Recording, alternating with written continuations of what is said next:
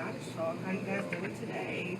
We are blessed to have two amazing people from St. Petersburg, Florida in the building. We have Miss Samantha Harris. Hey, Samantha. Hey. And Mr. Jason T. Bryant. Hey, Jason, how are you? I'm doing fabulous. How you doing? All right, you got Mr. Jason T. Bryant, and you are PMP. What's PMP stand for? I always get that question. Because I was like, PMP, but at the same time, I was trying not to do it. Literally all the time. It's actually a global credential for project management. It's called Project Management Professional. Thank you. All right, cool. For those who didn't know that, my dad's a project manager, but I was like, I didn't know what it was, but I got you. Ask your dad. I'm going to ask my dad. He's moved into a couple different things. So, you signed up for Goddess Talk a while ago. Yeah. And then I started promoting, and I have never met you. I don't believe so.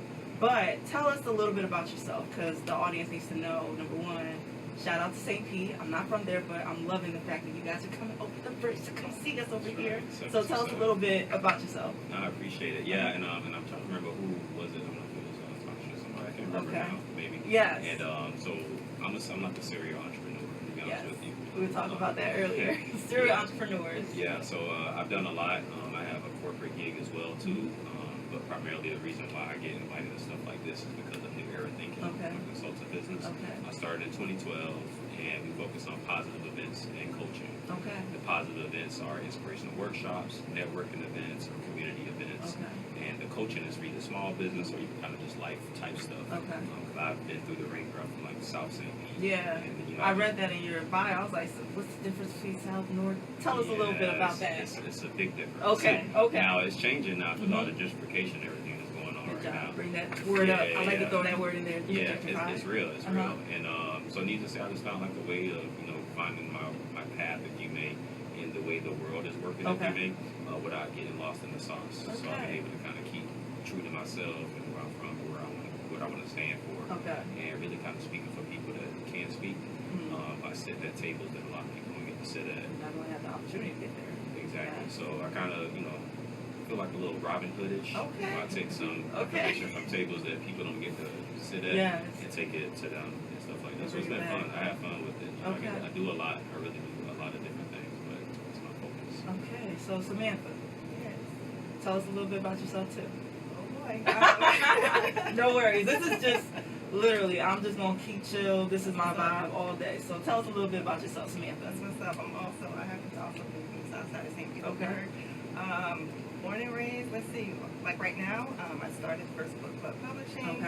I also have another gig going on called the Tampa-Bay College Game Festival. We're going into our third year, 2020 will be our third year. I heard about that. Yeah. Okay. Yeah. I'm meeting people that I've been hearing about. I'm glad. Okay, keep going. Yeah, we're actually a nonprofit organization, and we're focused on the health of the African American communities. Let's see, I'm a mother. I just like teaching people. Yeah, I love mentoring young adults, especially young parents, male and female parents. So that's pretty much the vein I'm in right now. Okay. So to come back to your business, the First Book Club, how did you get into that? Oh, my first book took me approximately 5 years to write. Okay, and then you talked about this took you 90 days. 90 days. We had to figure out So 3 months to write Think-Plan-Prevail. Yes, ma'am. Okay. We wrote it in 90 days. It's a true format. If you stick to the deadlines, you will make it. Okay. So, but, because we want to always feature your businesses. Yes. So I'm going to start with you and then go back to you with New Era and the other stuff that you do as well. So, I'm guessing you're a reader. Yes. And that's how you got into publishing, because I'm an avid reader. I haven't done this as much since, college got me all the way jacked up. But talk about black publishing, because a lot of people don't see us. And we always want to promote just us being black entrepreneurs, doing things a lot of people don't see us doing. So talk about that experience. Yeah, along with being a reader, I'm really a writer at heart. The standard poetry we used to write in kindergarten, elementary school, middle school, rather, all that stuff. So that's where it started. I had to work. I became a mother kind of young, married, things of that nature. So I'm just circling back to where I am, my foundation, my roots. As far as black publishing, it's kind of an open market, if I could be honest. It was relatively easy for me to start. I mean, it's a passion of mine. I love to write, and I love to see other people write. Yes. And I found that as I published my first book, others, especially blacks, they were like, hey, how'd you do it? Yeah. Listen, it's easier than you think. Yeah. It's cheaper than you think. Yeah. And you can put out a quality book, a quality product that stands with others. Yes. You know, so the market is out there. I'm really excited about it. I'm getting great reviews. Okay. I have a small little Facebook group. Okay. You know, we write together. Shout out to Facebook yeah. group for them too. Yeah, it's called First Book Club Publishing. It's a closed group, but if you go ahead and look us up, I asked the 3 questions, you know, because I'm finding everybody wants to write a book, but they're not really prepared for what it takes. Right, so the format that I have, the first 35 days are the most strenuous days. We're going from what's in your head, what you've been thinking about, to an actual manuscript in 35 days. Okay. So, you know, I ask those questions, you pass the test, you can come into the group. Okay. I'm doing a, I don't want to say a free-for-all, but for the next 90 days before Christmas, if this is what you really want to do, you have an opportunity again to go to the First Book Club group on Facebook. Yes. And you can get in, and you can do this for free. I'm not going to charge you. Yeah. I'm not going to charge you, but you're going to have to pay for what it takes to publish a book. That's on you. No worries. So that's First Book Club Publishing Incorporated. Yes. It's Samantha Harris, and you can find it on Facebook and Instagram, I'm sure. Yep. And now, moving over to you, Mr. Jason.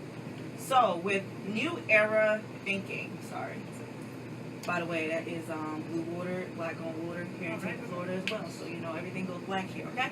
So, New Era Thinking, positive events and coaching. Tell us how you even just came up with that concept. That's a good question, actually. So for me, I started, we always talk about this, we started lives a little differently, right?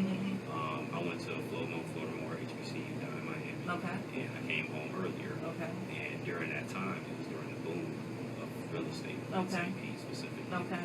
And I just happened to work around some locals that really taught me a lot about business, big business. And here I am coming from like a statistic into like a whole different world of just in general culturally, but also income-wise. And watching them, I was like, man, these guys are quote-unquote successful. Yeah. I thought success was. But when I started checking myself and seeing my surroundings, I saw that they weren't really successful in all aspects. Like, you know, their marriages were messed up, their health was messed up, or they weren't treating people right. So I felt that I could kind of put a little different twist on it. So that wasn't immediately. I just started to have those thoughts, and then, you know, then once the crash happened, the real estate crash here, I was like, man, what do I do? I'm going to still make this type of income, but I realized I had like a knack for business. Yeah. So I was like, so my first business was like a promotions company. It was like just doing a club, late night. No worries. Night, right? We know a lot of those. Hey, right? I still get it for free for 11 if I need to. So, but it was like I was realizing I like the organizational part of it. And I was like, man, I like events. Okay. I noticed that there's like bringing the people together and kind of like making sure everything was there. And then that was like the thing for me. I was like, man, it's not cool. So anyway, fast forwarding, and I started like realizing that a lot of people were asking me questions about like, hey, how do I do this? How should I do this? Do you know anyone that does this? And what was happening, because I'm from St. Pete, like really from St. Pete, and we moved around a lot. Like I lived in like every neighborhood. We joke about that. Like I lived in like every neighborhood in St. Pete. So I didn't know at the time I was networking. You know, as a kid. You got a whole bunch of friends from this side. Oh yeah, the person up on that street. You know that person too. And that's how it was. So I was realizing I had a lot of resources that I didn't necessarily need. So I was like, man, how do I like bring these people to what they need? And kind of fast forward some years, around 2011, just kind of like messing around. And I was like, hey, it's like a new era of, you know, and I was like, well, I feel like it's like a new era of thinking. And literally just, I looked it up. I was like, man, that's a hell of a I was serial looker up on no babe. I'm like, is it there? I looked at it and it was like, man, that's kind of cool. So, and the quote that, you know, we based the business off of is New Era is called the New Thinking. And the reason why is because, like I said before, I realized that the success that people have, it wasn't what I thought success was. So it was like, oh, you got to be cutthroat, you got to be this, and I felt like that's not where it's at. It's there's an abundance, and me giving you something and showing you something that's going to take anything from me, if anything, is going to come back to me full, which I can attest to. You know, now at 37, I've done a lot of different things that a lot of people haven't been able to do, and I started so early, so I realized I was into like a neck of some stuff. And then that just turned into like, man, how do you, like, so what do I want to do? Because there's like a lot of consultants. That was my challenge. I was having a hard time trying to figure out what it was. I was like, man, how do I, you know, put a thing to it? You know, my mentors were like, you got to find 2 or 3 things to focus on. And how to brand it properly to literally, get and that's what was happening because I had already been in business for so long. I kind of already got the concepts. And I started realizing that people were gravitated to it organically. Okay. And because I have friends literally like all around the world, they were like sharing and stuff like that. So I was like, and this was like MySpace days. Yeah. So there was no like, it wasn't like it was, right? Woo, child. So it was like just started that Tom time. is not here anymore. Right? New era came in and Tom was gone. For real. And then everybody's focusing on Facebook, and I actually was anti-Facebook. I'm like a social loner. Like I know a lot of people. Yeah. Like, everybody knows I'm usually like by myself Yeah. in most cases. So it was like I was kind of anti, social media really. And people get on there. There's people that want to see what you're talking, especially because there was like a lot of other rubbish on there, and they were like, "Hey, you should go on there and like really help show people." So all that said, it turned into like a business that I can focus on to like add value. That's what it's about. It's value add, and I do that even with my corporate gig. And just to kind of pivot real quick on that, like so my corporate gig, I'm a corporate vice president of marketing and I handle like a lot of like procurement and management and stuff like that. So and other special projects and stuff like that. So here I am from South St. Pete, the true statistic, working for a Fortune 100 company. And when I tell you, I've learned so much being around that culture and just the environment. And a lot of people, they're like statisticians and stuff like that. So it's like an interesting dialogue that I get to have with people that I probably would never meet. The other side of that is that they've never met any like say real black people in a sense. That was why I was like, they flip it around. They don't. They never. It's see cool. that. It's a nice learning book, and because I've been in a sense conditioned to their decorum, I know how to act in that environment through learning. We're gonna talk about code switching. Yeah, Keep yeah. going. Yeah, and that's basically it's like speaking another language, just understanding it. But again, you gotta be careful with that. We talked about this in a men's conference we did a few weeks ago, and the question that I posed was, how do you what was it? How does it feel to be a fly in the milk but not drink the milk? And it was really about my experience of being in the environment that's basically not designed for us, but finding a way to be productive, add value in it, but not get too kind of lost in it. Okay. So that was part of what New Era is. So it really like that's my brand, that's who I am, and that's how I live. And those people who know, that's kind of where I'm at right now. So with that, you mentioned you have a daytime. You have your regular 9 to 5. And a lot of people feel like with serial entrepreneurs that they just give up the whole 9 to 5, but no, that still helps you to maneuver your own business and your own entrepreneurship endeavors, right? Yeah, definitely. And I'm sure with you as well, you have your own regular 9 to 5 that you're still probably maintaining? Actually, no. I'm full time. I'm jumped into this full time. And as of what? 2 months ago. Okay, no, but it took you, but you got in there. Yeah, I've been working ever since though. Like ever since I was like 16 years old. So 2 months ago. So now, when did you start your company? I started that company officially it would be April 1st of this year when I started the group because we began writing April 1st. Okay. And we were done by the end of I think our date was June 28th. That's 90 days. We were done. Okay. Yeah. But I'm talking about your book, your publishing. Yeah. So you started this year, April this year, my birthday. Okay. But now in September, you have, actually 2 months ago would have been July. You decided to pursue this full time. Just walk away, yeah, because I have this and then I'm also doing the Collard Green Festival.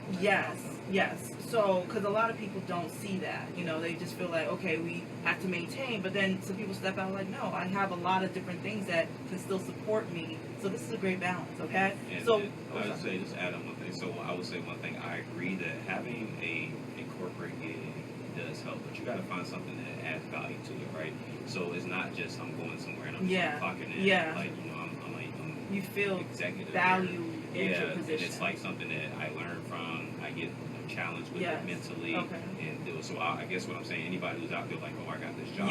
Don't just take a job. Just say you got and that don't job. keep one either, just because. Correct. Make sure it's something that is propelling you into where you want to go. Perfect. So we're about to take our first break. If anyone wants to call in to discuss, ask some questions, publishing, or New Era thinking, go ahead and call us at 813-444-9588. This is In Touch News, and God is Talking Elijah. We'll be right back.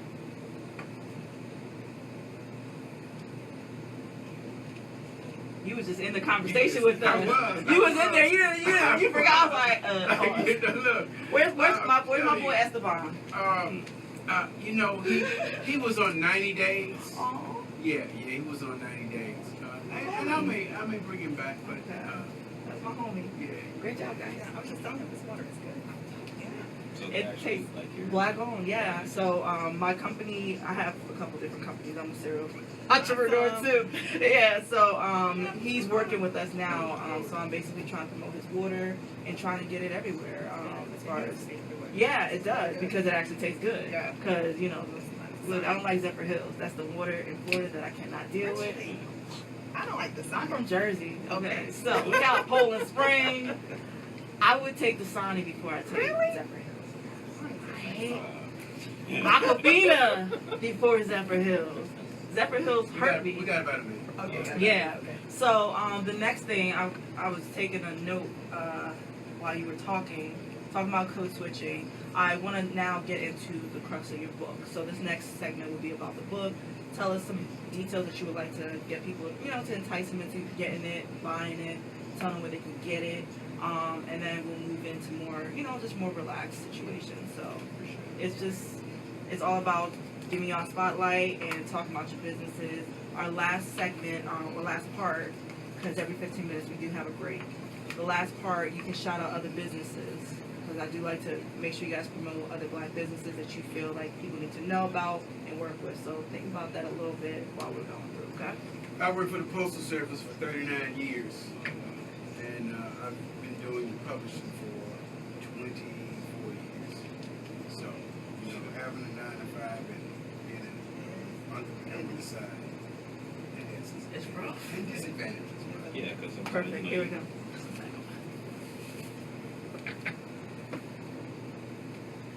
Welcome back. This is Balaji of God's Talk. We are here with Miss Samantha Harris and Mr. Jason Bryant.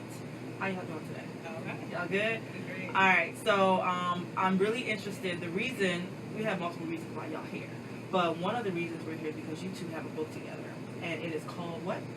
Think-Plan-Prevail, How to Overcome Opposition. How to Overcome Opposition. Yes. So just click this. So how did you guys even come to know each other? Because again, you did grow up probably around each other, but how do you guys know each other? Let's talk about that. Jason and I went to high school together. Okay. Yeah, over 20 years ago, we went to the same high school. We were friends. Uh-huh. You know, we had the same group of friends, and life took us our different paths. Mhm. And we recently, about a little over a year ago, reconnected, started just, you know, communicating, talking. And the book came about approximately 90 days ago, Okay. a little over 90 days ago. Okay. And it was, to be honest, it was divinely inspired. God gave the outline for this book. Okay. And it just mirrored our life. Mhm. You know, going through all these different oppositions we were talking about going through life. How do we do it? We think, plan, and prevail, and that's how the book is divided up into those Okay. sections. So think, plan, prevail. How to overcome opposition. Right. Now, Jason, is this your first book as well? This is my first book, her second. Okay. So, how, because I always want to bring it back to, you know, as a black woman, how does this work for you? As a black man, how does this work for you? But for the perspective of a black man, what was this process like for you to finally get, I guess, your story out there and maybe hopefully coach somebody to become a little bit more successful? What do you think?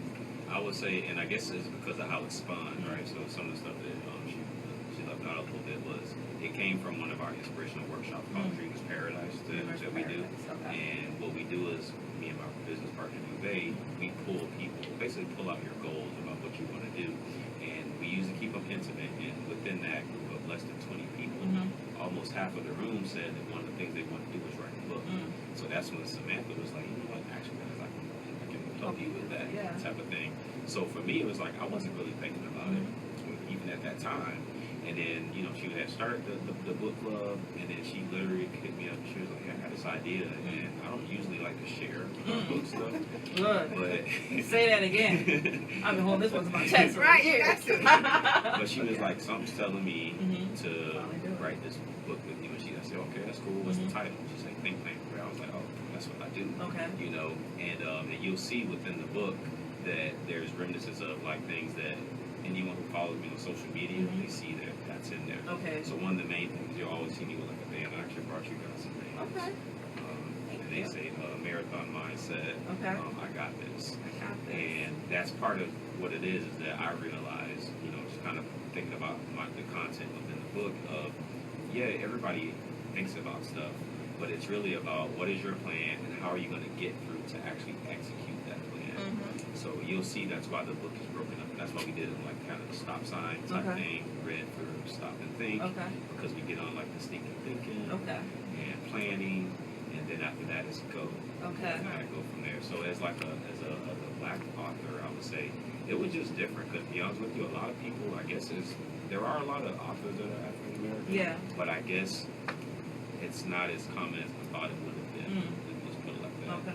And then when you add something that's of content, not just about, and this is not like a shot of any I already know where you're going. but you know, hey, I used to sell drugs, and this is what it was, and that's cool. But if you start talking about other types of things, when you're getting into like psychology, sociology type thought thinking processes, we realize that people are like, oh wow, that's interesting, and it appeals to kind of everyone too.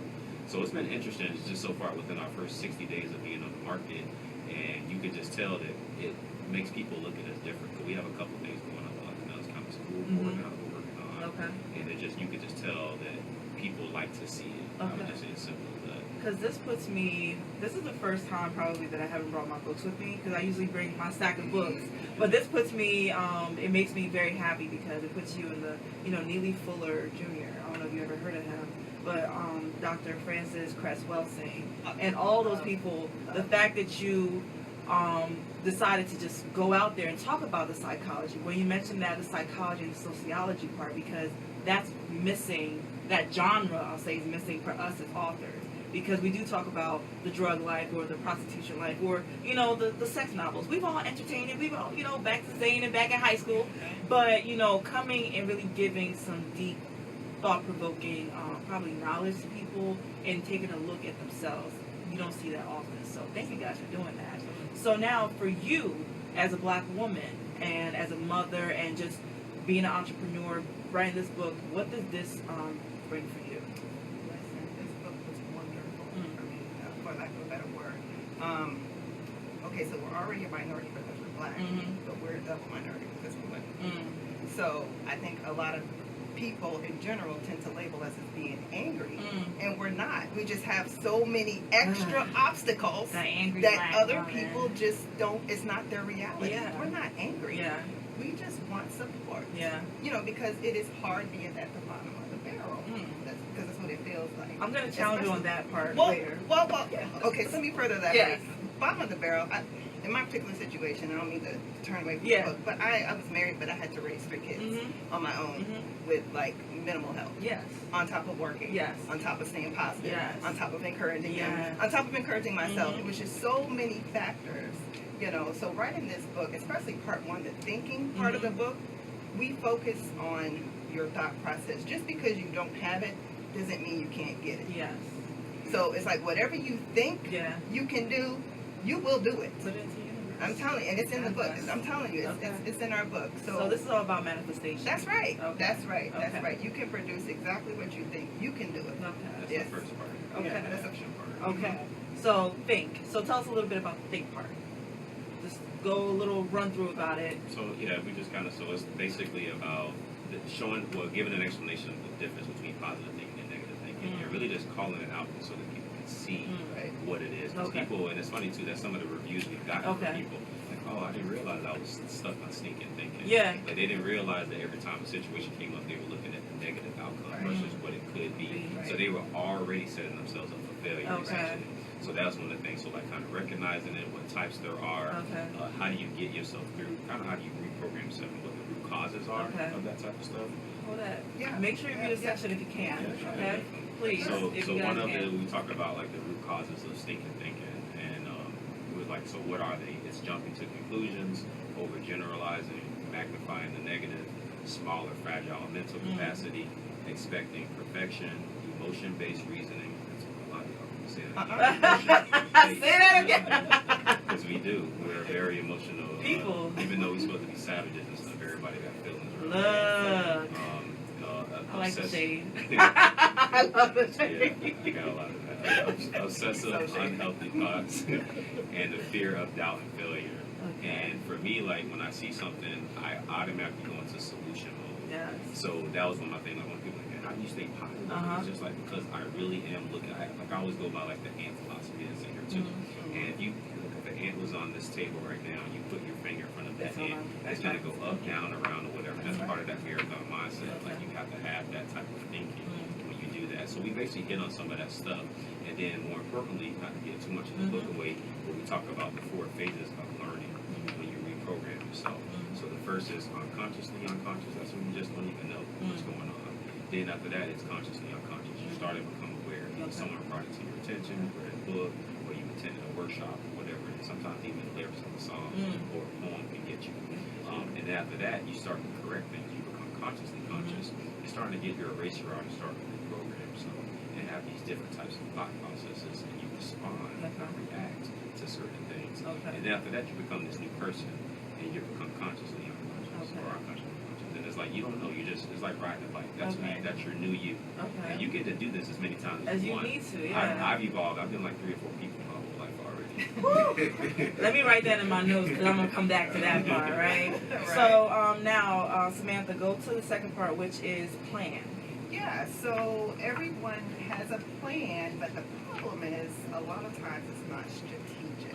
It's not specific enough. You haven't given yourself what you need to properly even assess if you've even hit the mark. Yeah. So we talk about that. We talk about what plan are you talking about, and also having a mind to work. All right, so the subtitle is how to overcome opposition. We know, point blank period, that opposition is going to come. So your plan has to include the mindset of understanding, okay, so I know this is going to come, so I'm not going to be defeated when I get there. I'm just going to be proactive about how I'm going to execute this plan, and I'm going to hold myself accountable. My dad always said this, the defeatist attitude. Yes. And that right there, I was like, my daddy be right sometimes. Sometimes. I got it.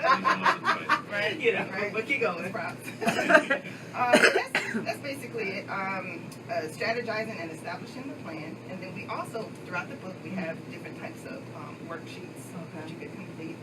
Again, we don't want to give those away. No. It's part of the plan. It's part of the plan. It's part of the book, part of the process. But at the end of the day, this book is geared towards helping you get past these obstacles and to give you a way to do it. We also have a 30, 60, and a year plan in here.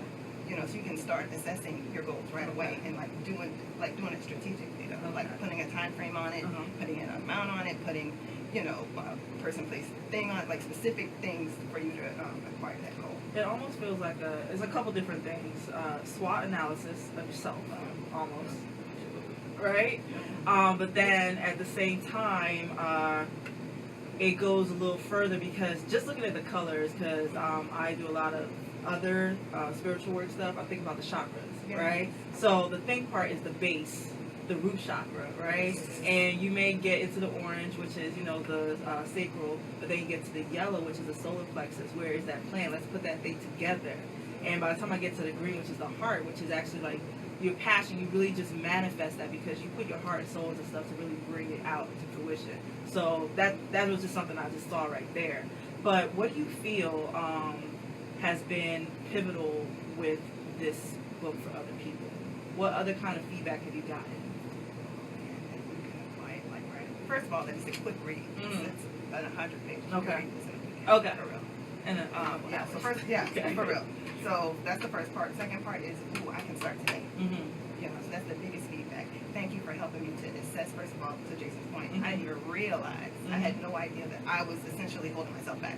I was blaming all these other factors. I had no money, I didn't have a car, I don't got no friends, you know what I'm saying? So this book is like a mirror for people. So that's the biggest. I keep hearing that word, mirror. A mirror, yeah, it's a mirror. Like, it's been so many different things, but we're about to move into our second break. So give us a second. We'll be right back with that. Marinate a little bit in y'all spirits. If you need to call us, 813-444-9588. This is In Touch News with God is Talking. We'll be right back. All right. What's going on, y'all? Thanks for watching. See y'all on. I also thought about something. Because you mentioned the 30, 90, 1 year plan. And a lot lot of people when it comes to working out, right? You just gotta get in the door first, right? And then it's like, all right, you get through the first 30 days. All right, cool. I could go maybe to the 90, and then by the time you get a full year of that, it's really in you to do it. All right, so I'm gonna bring that up, part of that, because I was like, oh, there was something else I want to talk about. That part when you mentioned the workbook type situation.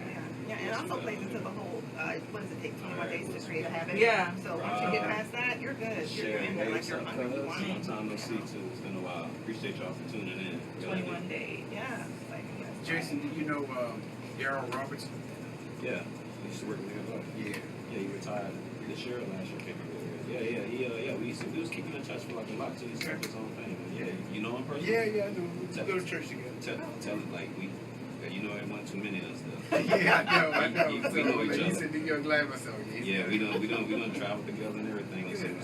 He's in London right now. Yeah, You said a word. You said rubbish. My cousin from London just left like last week. And I was like, does he got English in his family? He got some. We got some friends from there. Yeah, so he said rubbish. I was like, hold on, I got a question. Because I've been there and definitely rubbish is trash. Daryl was, he helped me out a lot with some stuff too. Because, he was there for a long time. And he was one of the people that, basically helped it grow. Yeah. Hey, your project. Hey, guys. Position there. All these kind of projects. This one, very influential. Good. Glad he was able to help you navigate. Oh, absolutely. Right when he met me too, he was like, yeah, I can tell you a little different. You're from Jersey? Yeah. Let me help you. Yeah, I was born in Nigeria. He'll tell you too, man. I was born in Nigeria. I'm like, man. Yeah, I was born in Nigeria and raised in Jersey since I was 7. Yeah, but Nah. It's so funny how you talk about something just like divinely ordained. I literally, my friend passed, and I came here for a funeral, for his funeral, and then it was like, I was like, you're home. And I was like, what? Yeah, because I've never felt home. That was the thing. So it was like, within 6 months I was down here. Left everything, my whole family, everybody. Hey y'all, it's Goddess Talk with Balaji, and we are back with Miss Samantha Harris, First Book Club Publishing. Hey Samantha. Hey. And Mr. Jason Bryant of New Era Thinking Group LLC. How are you doing today, Jason? Great, thank you. All right, so we've been talking about a couple different things. You've given people a background about each of you individually and collectively with your book. But let's go a little further into the book because there were a couple different things that stuck out to me within the book. And I mentioned during the break that you mentioned the 30, 90-day, and a 1-year plan or workbook that you have in there. And that kind of triggered me to think about, working out. Because if you start working out, the process just to get in the door, first of all. Not saying you have to go to the gym, but just think about it. You finally felt like, all right, I got to work out. So now you get to the working out, and then within 30 days, you start noticing changes, and then everybody else starts noticing the change, right? And then by the time you get to 90 days, oh, you body. And then by the time it's a year, it's a whole different mindset, everything, and it's just really getting through the door. So your book also established that for me. But you mentioned that it really takes 21 days to create a habit. So talk about that a little bit. Yeah, it absolutely does. And to your point, let's just say that exercise is a great analogy. I, for one, I work at home, and I remember day one. I was like, oh no, oh my gosh. I was like, no, I can't do it, and I almost died. But I came back for day 2. I was like, okay, we're gonna do it again, and I almost died. You know what I'm saying? But I think I'm approaching day 90 with working out. Okay. And to the point, like, I am so hungry. Like, there are days where I don't feel like working out, but because I know how I'm going to feel on the other side of the workout. Yeah. Because I also, when I'm done with my workouts, I'll make myself a smoothie, I'll sit down, I'll just enjoy the space and the moment and the satisfaction of knowing that I did what I needed to do. Yeah. So that speaks to the 21-day plan. You just start with day 1. You just go at it a day at a time. Don't think about day 21 on day 1. You're not there yet. Yeah. So just focus on the time that you have today, which is day 1, and just do your part and watch how everything else works in your favor. I'm at day 4, back to being vegan again, y'all. You'll get there. Whew. I was good for almost a year. Fell off, and it's been hard getting back. But I'm back. Now, Jason, let's go back to the book now. So part 3 is prevailing. So one thing that we do in the book is we wanted to make it very factual, right? So we actually have some definitions in there, and we start out with the definition of prevail, which is to prove more powerful than the opposing force to be victorious. So we don't just want you to reprogram yourself, make this plan. We want you to actually get through what you need to get through and think about all the hurdles and mountains and obstacles that are going to come. So that's what we pretty much focus on. So we got some stories in there and basically talk about activating that marathon mindset, because everybody has it. Yeah. It's just doing it to what Samantha was talking about in the plan part, strategically. If you know where you're going, that's why like marathon runners are so quote unquote successful. They know that if I train to do this amount of time, and if I continue to do that repeatedly, I can think the plan better, I can get my endurance together. So that's basically what we focus on towards the end of the book, like really pushing you, over that finish line. We actually have a Facebook Live that we did on the Think-Plan-Prevail Facebook page, and we talk about thinking your way through the finish line. And it's specifically for that because a lot of people are like, hey, I started, then they kind of fall off. And I hear it all the time. I've been consulting for a long time. So it's like a lot of people, they'll go dark on me for about 6 months, a year, and they come back like, hey, can you pull up the email that you sent me at the end of the, and that's just part of it. I understand that, and I realized that I was kind of blessed with this gift and this curse of being able to have such a still type mind and patience. I'm working on it. I don't have it. Lord help me. I'll try. Okay, so this book, it took you 90 days. Now let's talk about the 90 days it took you. Because individually you probably had other things going on in your life that were like, this book, whatever. Like it's gonna be. Did you give yourself a 90-day cut off, or it just happened to be a 90-day situation? No, it's a 90-day cutoff. Okay. Period. Okay.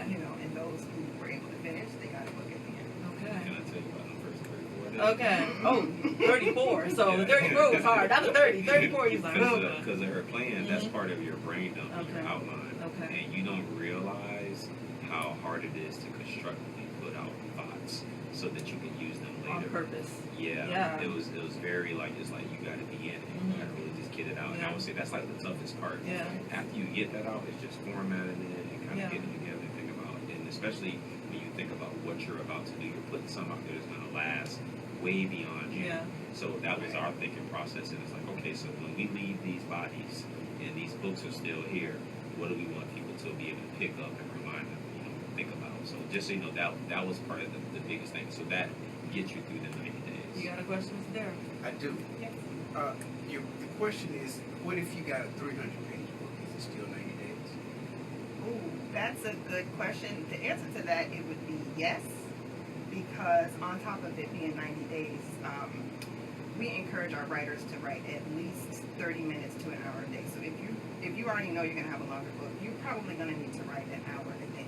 Just dedicate that time, and that's part of the process too, is kind of breaking away from your habits. That's why it's so tough, because you can't really go out, you can't really go have that drink. You need to be writing, because you don't have a book, you don't have a manuscript.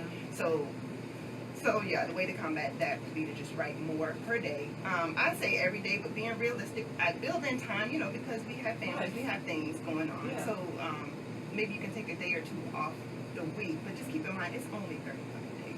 And are we talking editing, proofreading, and all of that? That comes after you get your manuscript. Okay, so it's 35 days to get the manuscript. The manuscript, because you don't have a book without it. Okay.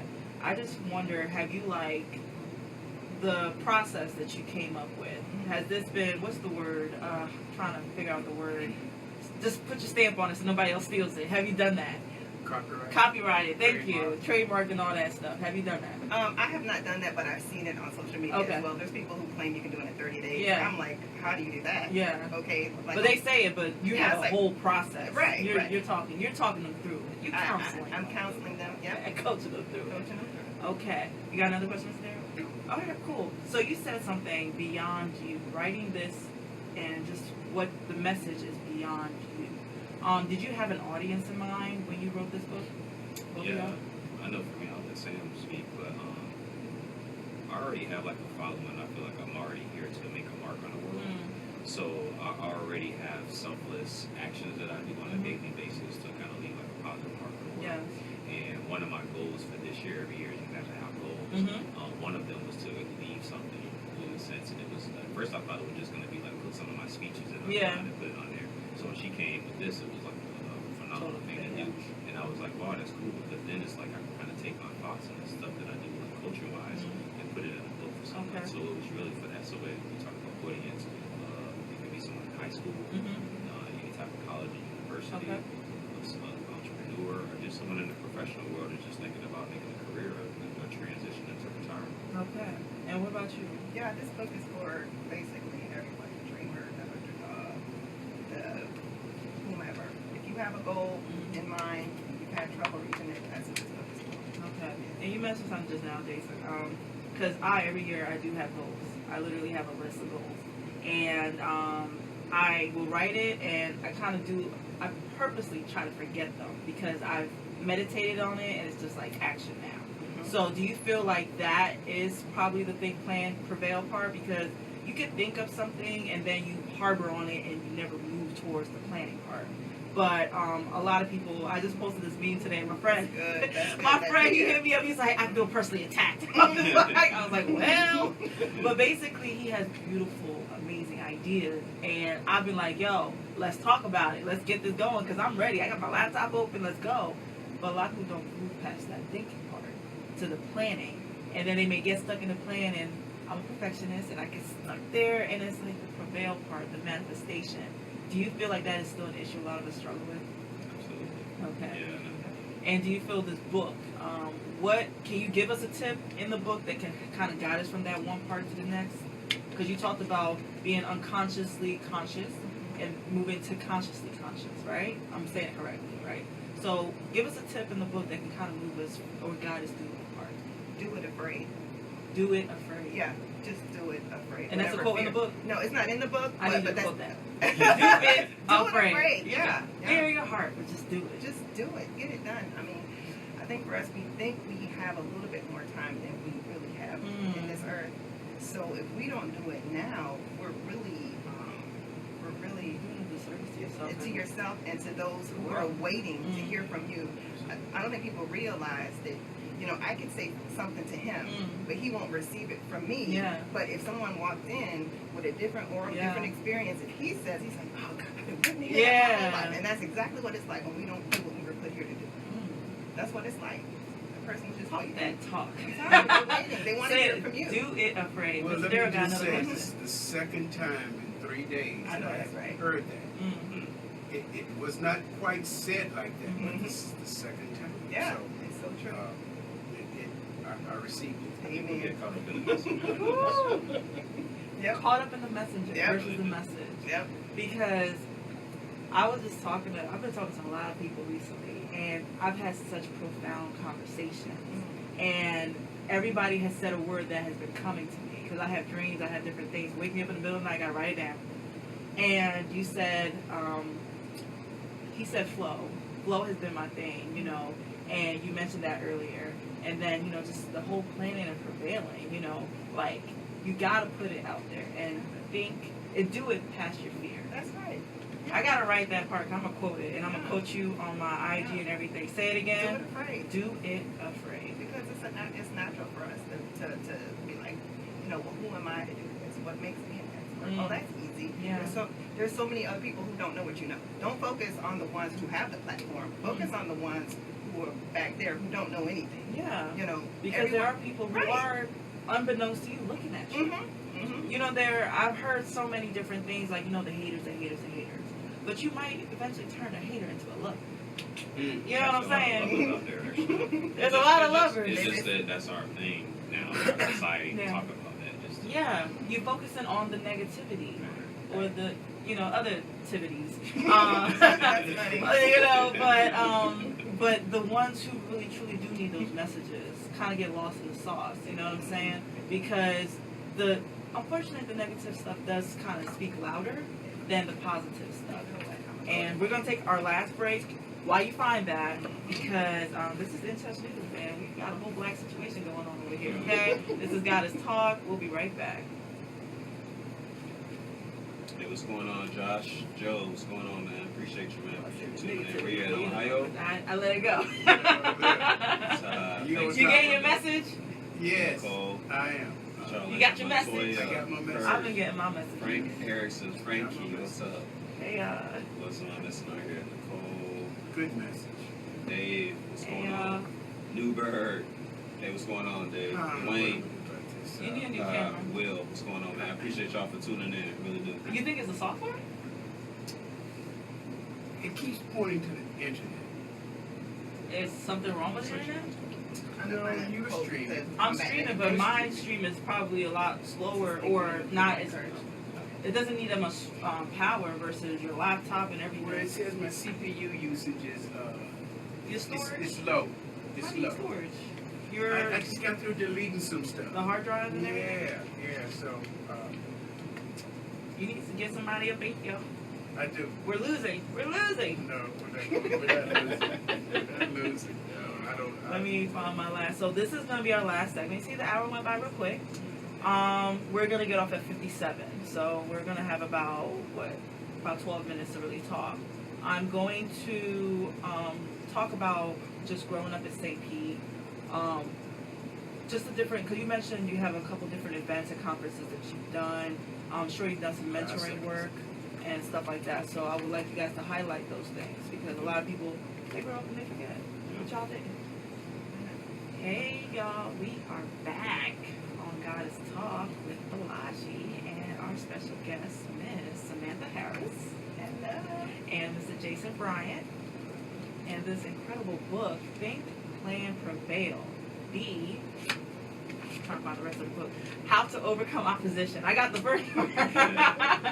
All right, but you guys have really, you've been dropping some gems for a couple people and probably have boosted some people that I don't even know, you don't know, but they're listening and they probably just finally gonna go work on that plan. Yeah, all right? that's what we want. Yeah, but I want to kind of bring it back home because Goddess Talk is all about educating our communities, engaging our communities, and enriching our communities. And from just the discussion that we've had, I feel like you guys have not just grown up in St. Pete, the South Side, right? You too, South Side? Mm-hmm. But you've gone out into the world, seen some things, and your mindset has changed, and you've brought it home to kind of bring your fellow brothers and sisters of your community up, especially the gentrification. Mm-hmm. So let's talk about the difference between when y'all grew up and what it's looking like now, and what you're doing to kind of still help. I know for me, I made a conscious effort to go back to St. Pete because really I could have went anywhere in the world for what I was doing as like an IT project manager. I literally had offers and everything, but something kept telling me to come back. And even when I would travel, when I flew back in, I saw the Skyway Bridge, or the Howard Franklin, I felt like I needed to be here, type of thing. And then for me, like I would go from like basically like the trap house to the yacht club. So I would see the difference in what was going on, and I see my people like standing on the corner and all that stuff, and then you go on the other side of town, and they just in a totally different mindset. Okay. So I kind of felt like an obligation, I'll say, and that was a little bit of what also sparked New Era thinking, because I was realizing that what was designed was not designed for us, and they needed someone who understood the language and who's been in both sides of the fence to be able to kind of talk to them. So when I say them, I'm talking about my people. Yeah. So I felt that, and so basically that's what I've been doing, personally, because the city is very different now. Okay. So let me just ask you: is the design for us? I can't hear it. Is it? Oh no, that's it. Is the design for us different? I would say How? And put like this: we're just now as a culture getting used to having money. They say that real money and real wealth. You know what I mean? And resources. So with that said, you're going to get resistance not from the people who already had it, but also from us who let it go and being uncomfortable. Like I was the only black person on the beach when I was young, making money with other people that were in a different realm. So they looked at me like, "Who is this kid? And what are you doing here?" Type of thing. So I had to be uncomfortable a lot, and I think that's why I say so it's gonna look different now.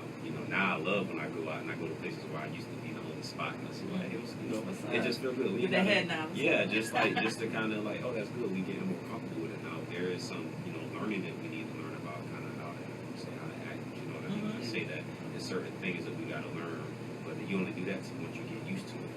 So I would say it's just going to be a little different for us. Now, if you guys want to call in, 813-444-9588. But Samantha, now talk about your experience from growing up to now and what you're doing. Wow. Like, when I was growing up, I had no idea of who I was, like my potential. I know I was smart, I know I loved to write, I know I was inquisitive, but I didn't realize where I came from. You gave me a wig. I didn't realize where my people came from and the fact that we survived and the fact that we endured and the fact that we're still here. I mean, that's major for me. That's major. And I think for our people, especially those who are still in, they don't realize that either. Yeah. I don't want to say they forget because they kind of skim over it in school. But I didn't learn none of that stuff in school. and I'm only saying this, they skim over, hey, they came over on slave ships. Yeah. But what were we when we were there? Before? That's what I'm talking about. They skim over that part. No, Right. I mean, I'm telling you, because I mentioned to you over the break, I was born in Nigeria and got here, and there was nothing. Right. But I knew because I actually grew up. I was 7 when we got here. But then when I got here, it's like my first introduction to what happened to black folk in this country was Amistad. And the way I cried, it was a scary movie to me. Like, what do you mean this happened? How is this possible? Right. But they didn't teach us because during Black History Month, Martin Luther King and this and that, nothing. So it wasn't until I got out of that school and I went to a predominantly black area, but even still, we still didn't get that until I had African Studies with Mr. Carey. Mr. Carey, Mr. Carey was in there talking about Sankofa. I was like, what is that? And I was born in Nigeria, didn't know that. Okay, so because I got here at such a young age, you know what I'm saying? So it's really disheartening because I always want to make sure everybody knows. Like, the guest last week was my accountant, but me and her, she went and did the whole the genealogy thing, just to find out who she was, and it came back that she was, part Nigerian and part from Ghana, this and this. I was like, oh, you're my auntie. And she just looked at me. I was like, yeah, like, everybody, my aunt, my cousin, whatever. Like, there is no difference to me. So when there's that disconnect in this country, and of course I had the issue with black folk, like, oh, you African. It's like, hold on, you and I look alike. What are you talking about? So I don't get that. I've always wanted to be the bridge between both sides, like, because one of y'all can't talk about them, and they can't talk about y'all without me flexing on both sides. Like, you know what I'm saying? So that's how I am. So that's why I really came to do the show, and I'm so glad you guys came. But shout out a couple of the businesses that you guys are working with, black-owned businesses, because everything's always highlighting all of us at any time that we can get time. So go ahead. Okay, I'd like to bring up again. It's the Tampa Bay Collard Green Festival. It's a free festival for the community. We do it in the heart, in the dirty of St. Pete. It's free, and we talk. It's not about greens. It's more so about adopting a healthier lifestyle. It's about urban agriculture. Okay. Yeah, we got to talk off the air. Yeah, we bring in cooks who cook the food. You can taste the food. Fitness, family fun. Bring the kids. They have their own section. We have a cook-off this year. The festival date is February 15th, 2020, from 10 to 5. Like I said, it's free in St. Petersburg. Go ahead, look on our website, www.tampabaycollardgreenfestival.org. Okay. Outside of that, I got my publishing thing going on. I would also like to shout out, what is it called? Pardon My Fetish.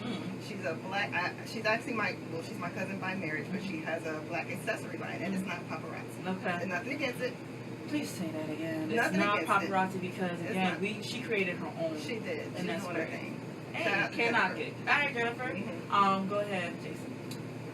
I got a lot of them, but I'll Drop a couple. Drop a couple. Urban People Connect, Plugged Up Apparel, Closer to Our Dreams, Cabana Sand. Okay, I've heard of that. I think I have been there one time, but black-owned spot in St. Pete. I have. Rush Hour, Chicken and Waffles. I mean, there's a lot of them in St. Pete. Okay. But shout out to the bird. Well, if you do tell them, I would love for them to come over here because, again, it's really... Because when I got down here, everybody's like, oh, yeah, people from St. Pete, people from Tampa. I'm like, what are y'all talking about? No, they not lying. Yeah, but at the same time, like I said, with Africans and Americans who are of the diaspora, I don't do all that nonsense. So y'all gonna come to my show, and we're gonna have fun just like we did today. But thank you guys so much for coming. So shout out your book again. Okay, Think-Plan-Prevail, How to Overcome Opposition. You can get it directly from us at thinkplanprevail.com if you would like a first signed copy. It's also available on Barnes & Noble and Amazon. Have you had a, what is that? Signing? Yeah, have you done that? We've had one, but we have one coming up October 5th at Barnes & Noble. See, I'm the one making sure you drop your stuff. All right. So just now I'm going to highlight one thing I'm doing right now. I'm working on bringing a Met Gala, a melanated Met Gala experience to Tampa, Florida. And we're going to have 2 wonderful artists from D.C. area, one actually from Philly, coming down here. We got Blue Robin from D.C. and Art Testimony. They're going to be coming. And this is going to be December 13th. All right, and we're gonna have some beautiful, just black excellence. And you know what the Met Gala is, you know, y'all gonna get dressed up. But the theme for this year is called Gods and Angels. So I want y'all showing up in your ensemble. What is a God to you and what is an angel to you? And the whole theme is just coming from pain and loss to love. So that's what's coming up here, and it's going to be Tampa Bay. So it's a melanated Met Gala experience, okay? The Gods and Angels Gala, and it's going to be here at Inkwell. Have you heard of Inkwell? It's a black-owned theater, okay? So everything I do is black. And we're going to have just beautiful people from all sides of the Tampa Bay area involved, but we're bringing that to Tampa. So I hope you guys will join us, and definitely I'll share it to you guys, and you just share it to your people as well. I have a lot black. I usually wear black, so I have a lot black. Okay, no, because at the end of the day, you could be a black god, of course. I've been sharing some pictures, but the whole point is we're bringing the black tie event for us, you know, so doing it, and it's across all age groups. We talked about that earlier, but it's just an experience that I would love for us to really enjoy, that we do up north a little bit and bring it down a little bit with Southern Flow. Family?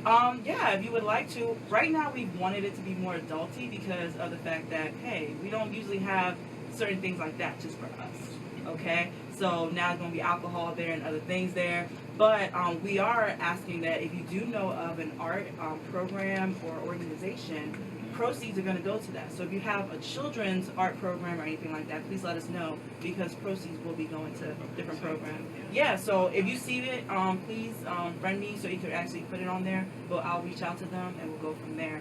But this has been Goddess Talk. I hope you guys have enjoyed the show. Thank you guys for coming. You guys have blessed us with some words. Make sure you check out their book, Think-Plan-Prevail, How to Overcome Opposition. This has been Goddess Talk with Balaji. Thank you guys. You have a great evening.